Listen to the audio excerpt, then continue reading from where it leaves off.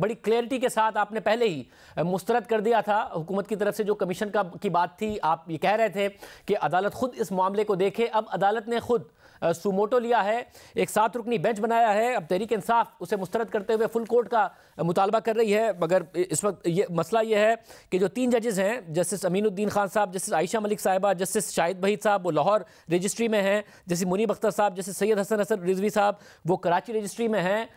क्या किया जाए? मैं समझता हूँ अच्छा किया है, ये बड़ा अच्छा फर्स्ट स्टेप है। इन्होंने अवेलेबल जजेस को सबको बिठा दिया है। इस्लामाबाद में 7 ही जजेस अवेलेबल थे और इसका मतलब ये है जो इन्होंने ऑर्डर किया कि अवेलेबल जजेस को पहले हियरिंग करेंगे। इसका मतलब ये है कि ईद के बाद जब ये बेंचेस पे सब जजेस आ जाएंगे तो इंशाल्लाह ये फुल कोर्ट ही हियरिंग करेगी इस केस की। अच्छा, आप ये अज्यूम कर रहे हैं या ये मुतालबा भी कर रहे हैं साथ में कि फुल कोर्ट ही इसकी हियरिंग करे?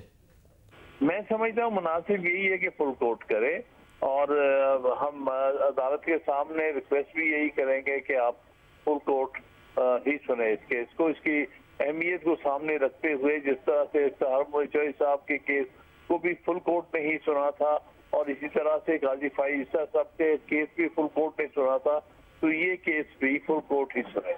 अच्छा, अब एक बात जो ये कही जा रही है कि क्योंकि प्रैक्टिस एंड प्रोसीजर कानून के बाद अब जो 184(3) की जुरिस्डिक्शन है उसमें अपील का राइट दे दिया गया है, तो इसलिए 7 रुकनी बेंच सुनेगा तो ही जो अलग जजेस हैं वो इस अपील को सुन सकेंगे अगर ये कोई फैसला करते हैं। देखिए, ये थोड़ा सा मुख्तलिफ नोयत का मामला है। ये किसी की पिटीशन पर तो नहीं ये मामला आ रहा है, ये सो मोटो लिया जा रहा है एक जजेस की कंप्लेंट के ऊपर। तो यहाँ पर वो सूरत हाल नहीं है जिसको हम एडवर्सरियल कहते हैं कि 2 मुतहारफ पार्टीज एक दूसरे के सामने हैं, एक के हक में फैसला होता है तो दूसरा एग्रीव्ड होके अपील कर देता है। यहाँ ऐसी कोई सूरत हाल नहीं। अच्छा, और आप समझते हैं कि अगर सुप्रीम कोर्ट ने नोटिस लिया, अगर मामले की फिर इंक्वायरी अगर करानी हो कि जजेस ने जिन पर इल्जामात लगाए हैं किस हद तक दुरुस्त क्या मामला है, तो आखिर में तो एग्जीक्यूटिव पर ही उन्हें इंहिसार करना पड़ेगा, उन्हीं के इदारों पर इंक्वायरी के लिए इंहिसार करना पड़ेगा। बिल्कुल करना पड़ेगा, क्योंकि ये सारे अदारे एग्जीक्यूटिव अदारे हैं जिन पर ये इल्जाम लगा है कि उन्होंने अदालत की मामलात में मुदाखलत की और अदालत पर दबाव डालने की कोशिश की अपनी मर्जी के फैसलों के लिए। तो इसलिए इस मामले में मुनासिब यही रहेगा कि अदलिया ही इसमें इंक्वायरी करे कि असल बात क्या थी और क्या उसके बाद इक़दाम लेने चाहिए। अच्छा, मगर फिर कमीशन से कैसे कुछ मुख्तलिफ कर पाएगी अदालत अगर अदालत ने खुद सुमोटो लिया है? तसद्दुक़ जिलानी साहब अगर नहीं कर रहे हैं इसकी इंक्वायरी? नहीं, मेरा मतलब कमीशन वाला मामला तो खत्म हो गया ना। वैसे भी खुद भी जिलानी साहब ने ये बात कह दी और दुरुस्त कही कि यहाँ पर ये जो 2017 कानून नहीं लगता, क्योंकि ये मामला आईनी इदारों के पास पहले से है, यानी सुप्रीम जुडिशल काउंसिल या सुप्रीम कोर्ट जिनके पास इन्होंने ऑलरेडी शिकायत की हुई है। और चूंकि ये अदलिया से मुतल्लिका है, लिहाजा इंतजामिया का कोई काम नहीं है इस मामले में मुदाखलत करने का या इंक्वायरी कमीशन मुकर्रर करने का।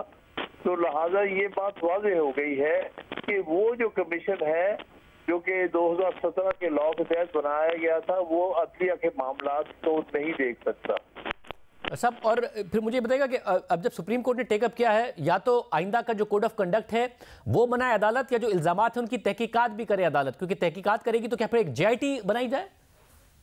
देखिए, इस मामले में इन्होंने वो मुनासिब जो भी करेंगे वो सुप्रीम जुडिशल काउंसिल से भी ओपिनियन ले सकते हैं सुप्रीम कोर्ट कि इस मामले में आप कोड ऑफ कंडक्ट में कोई चीज ऐड करना चाहते हैं, आपका क्या मशवरा है। ये हो सकता है क्योंकि ये मामला इस नौयत का है जिसमें पाकिस्तान में अदलिया की आज़ादी का मुस्तकबिल एट स्टेक है। लिहाजा दोनों ही अदारे एक दूसरे को इन टच रह सकते हैं और एक दूसरे से मामलत कर सकते हैं। असब, और किस हद तक मामला जाए? हामिद खान साहब, आप ज़ाहिर ज़ाती तौर पर तहरीक इंसाफ में रहते हुए भी 2 मामलात में राइट साइड पर खड़े हुए, चाहे वो शौकत सिद्दीकी साहब का मामला हो या जिससे काजी फैसल साहब के खिलाफ रेफरेंस का मामला हो, मगर अब तहरीक इंसाफ तस्लीम करती है, उस वक्त शायद आपसे इतनी खुश नहीं थी कि ये दोनों हजरात ठीक थे, तो मामला फिर जाए, अगर माजी में जाएगा तो खुद तहरीक इंसाफ के ऊपर भी सवालात नहीं उठेंगे? देखिए, पार्टियों की अपनी मजबूरियां होती हैं। मैं इस मसले को एक कौमी मामला समझता हूँ और अदलिया से रिलेटेड बार और बेंच का मामला समझता हूँ। मैं समझता हूँ पार्टीज को इसमें नहीं आना चाहिए, इसको अदलिया को रिजॉल्व करना चाहिए और इसमें बार का बहुत बड़ा रोल है। तो मेरे नजदीक इसको बार की हद तक यदि वकला और जजेस के मामला को सामने रखते हुए उन्हें ही इस मामले का हल तलाश करना चाहिए। जब भी पार्टीज आ जाएंगी तो ये मामला पार्टीजन हो जाएगा, मुतनाज़ा हो जाएगा और कंट्रोवर्सी शुरू हो जाएगी। सब आज ज़रा जो क्योंकि प्रैक्टिस प्रोसीजर एक्ट के बाद जो 3 रुकनी कमेटी है वो कोई भी बेंच बनाती है और ख़बर यही आई कि जैसे मुनीब अख्तर साहब और जैसे मंसूर अली शाह साहब के कंसेंसस से बना, ऐसा भी नहीं है कि कोई इख्तलाफ था, मगर उसके बावजूद जो आपकी पार्टी के तर्जुमान रऊफ हसन साहब, उन्होंने तो कहा कि मनपसंद अफराद का बेंच बनाया। हालांकि इसमें जैसे मंसूर अली शाह हैं, जैसे याया अफरीदी हैं, जैसे अतर मिनल हैं, जैसे जमाल मंदुखेल शामिल हैं। उन्होंने कहा चीफ जस्टिस ने मनपसंद अफराद का ये बेंच बनाया है और चीफ जस्टिस से इस्तीफे का मुतालबा कर दिया उन्होंने। मैं समझता हूं कि उनको इसमें नहीं पढ़ना चाहिए, पार्टीज का ये मामला नहीं है, क्योंकि जब पार्टीजन होगा तो फिर बात कहीं से कहीं और चली जाती है। मेरे ख्याल में इस पर गौर करने की जरूरत है।